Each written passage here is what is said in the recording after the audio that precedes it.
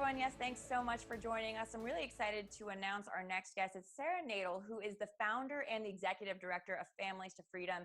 It's an organization that's focused on transporting victims of domestic violence to safety. And Sarah, you were on one of our previous shows, and I loved hearing about your background and really thought you could shed some light on what's going on right now. Thanks for joining us.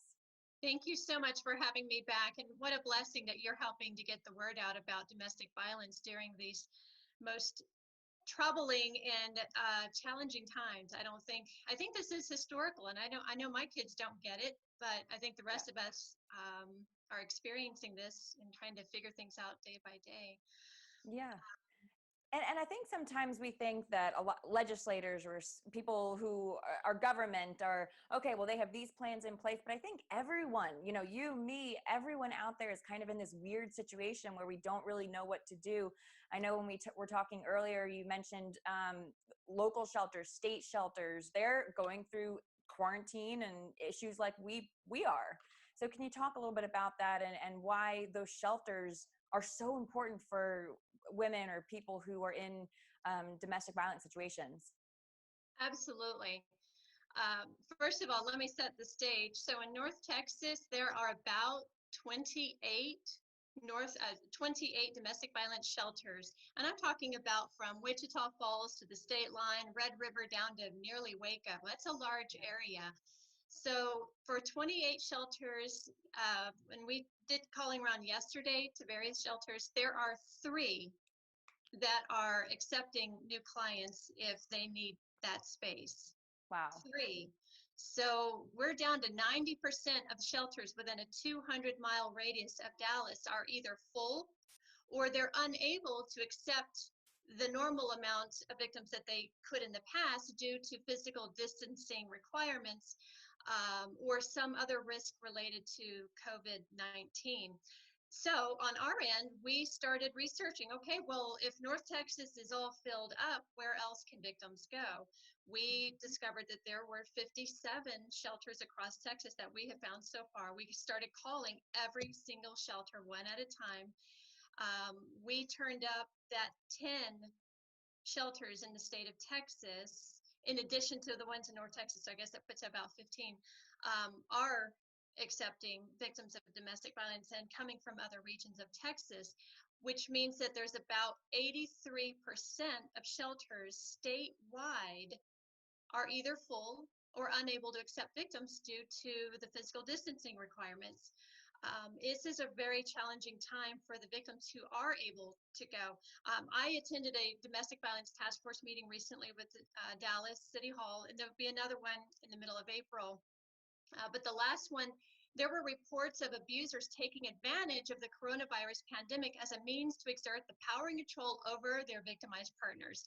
For example, denying health care or giving misinformation or saying, you can't leave the home because the government says you can. Threatening to make that person sick if they do leave, or threatening to kick them out to force them to become sick if they don't comply. So all kinds of bad things are happening in homes during this time. People generically, just everybody is afraid to leave their home or touch things out in the public. Victims are afraid to leave the home, or they're not able to leave because their abuser now works from home and they are overseeing everything all the time. Victims might believe that there's no way to get to family or to shelter, that there's no safe shelter to go to. Therefore, they're not calling for help, or they're just not even trying to take care of their situation. So my focus right now to this problem is to solve around these barriers, to try to find a way to help victims become safe and to help new survivors live peaceful lives far away from their abusers, if that's what it takes. Well, and I know you were saying that now their abusers working from home, they feel like they can't go outside. And that was, I remember us talking last time, that was a lot of what you did was, when the abuser was out at work or, when they were out doing this or doing that, then that's a lot of times when these victims escaped. So what's going on right now? Right. So what I want to say to victims who may be watching this, or to supporters who are watching this, that maybe they know somebody who needs help, if they can find a safe way to get out of the home, to call for help, whether it's under the guise of picking up groceries or taking a walk around the block or waiting until the abuser steps out to run an errand, use that moment to call for help. So our phone number, which you can probably see at the bottom, Families to Freedom's number is 972-885-7020. Dallas victims can call the Family Place to see if there are any beds available in the Dallas area. And their number is 214-941-1991, or they can call the National Domestic Violence Hotline to find resources not only across North Texas, but beyond North Texas. Once a person has a destination, whether that's to a shelter or to a family home, Families to Freedom can then work on a safety plan. How can she leave the home safely, even if quarantined? So that's been a big topic lately of what do we do if somebody's been quarantined, if they feel like they can't leave or they're not supposed to. Although we will ask about health, prior to travel, and all shelters are now asking about the health of people who are coming in. But if you've been ordered to be quarantined to your home, you still have a legal right to leave the home to obtain social services. So Wow. if an abuser is saying, you can't leave, that's not true. You have a legal right to leave your home to be safe from a domestic abuser, to seek social services, whatever that might be. And if I would say this, if the situation is dangerous, call 911. The police will come to your home to be of assistance. Even if there's a coronavirus illness in the home, they will still show up to provide that emergency assistance. Now, that said, sometimes there are situations where victims feel that if the police show up and somebody's not arrested or taken away, that they will get in more trouble. Therefore, they don't want to call. They don't want to pull that string just yet. In that case, I would advise call Families to Freedom. Let's talk about options. Let's talk about a safety plan. Let's see what can we do to problem solve out of the situation. That's great information and definitely helpful for people to know who might not otherwise know their legal right and know that they are entitled to a safe environment. So that's great information. If someone is out there, they're watching this, and they might not necessarily know someone who's in that situation, but they might feel like they want to help, they're compelled to give, what options do they have? What options do they have? So we were blessed with donations last year. We got a good financial start to the year, and it's also a little bit of an upside that this pandemic started at a slow time for us. So things started slowing down in February, which is normally a slow month for us.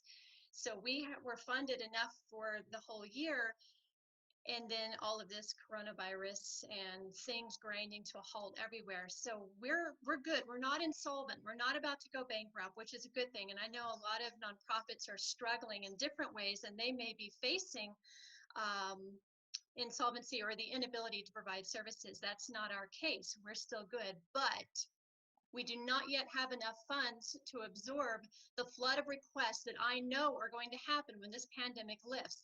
We will not be able to raise nearly the level that we need to cover a year's worth of travel costs. So I'm going to just say that donations made right now to any charity, Families to Freedom included, now through May 5th, will have a huge impact on helping all of us continue providing services and for Families to Freedom to keep our wheels rolling. I mentioned May 5th because there's going to be a miniature North Texas Giving Day on May 5th. We just got an email announcement about that yesterday, that's a thing that's coming. I don't know when they're going to make that information public, but very soon that's going to be a thing that you will see charities talk about is on May 5th.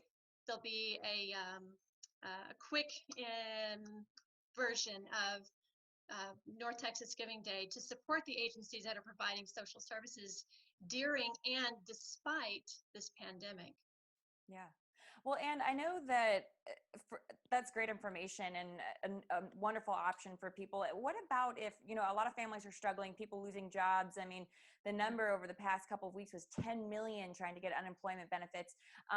What about if they can't give monetarily? Can they give time? Are there volunteer opportunities for people? Oh, yes. For us especially, we need more volunteer drivers who are willing and able to help victims get to new safe places.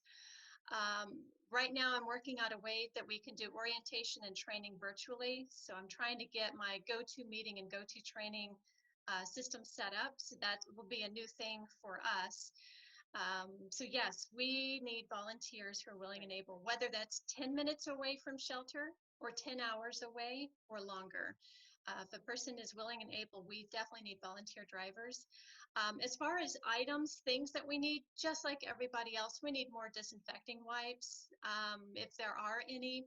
We also always need child car seats and suitcases to help those who are going by bus, or car seats for the younger ones that we travel with.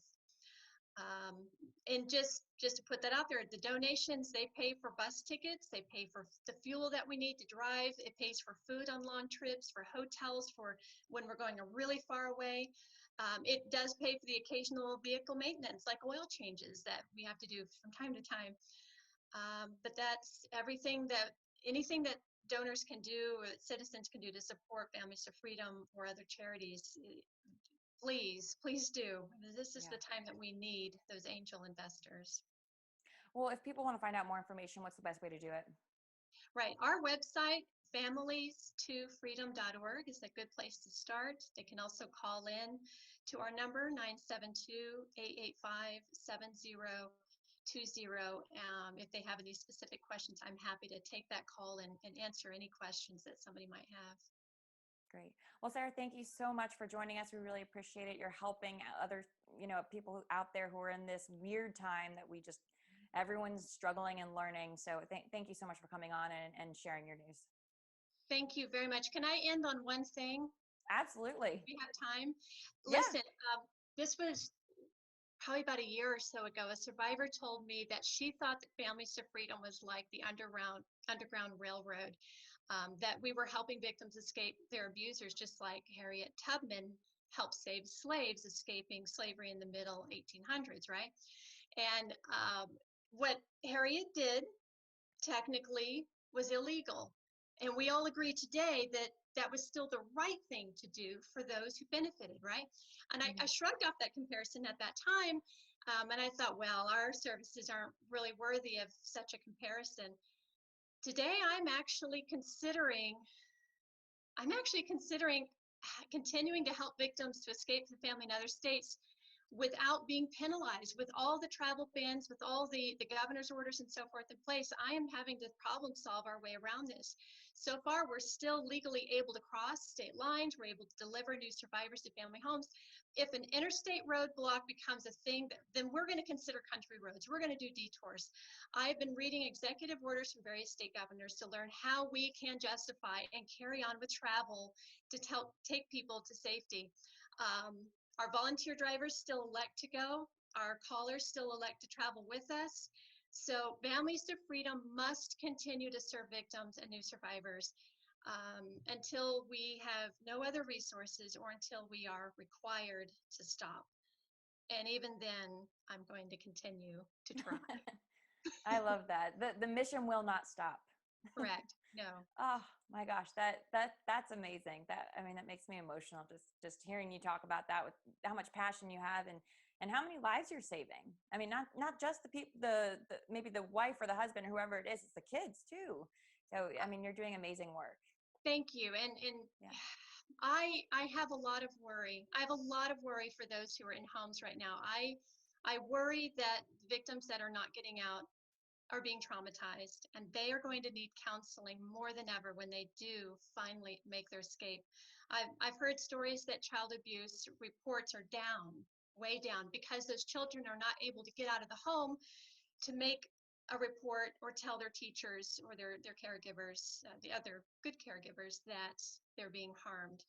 Yeah. So the wash of silence to me is deafening, and I worry for those who think that they cannot go. You can go. We just have to work out how to do that and make it safe for everybody. Well, hopefully someone hears this message and you can change lives with it. So thank you, Sarah. Thank you. All right. Well, thanks everyone so much for joining us. We're going to keep this mini series going, keep the stories coming in, and let us know if you think someone should be featured. They have a story to tell, and during these unprecedented times, they have some way that the public can hear about it and help. So thanks everyone for joining us.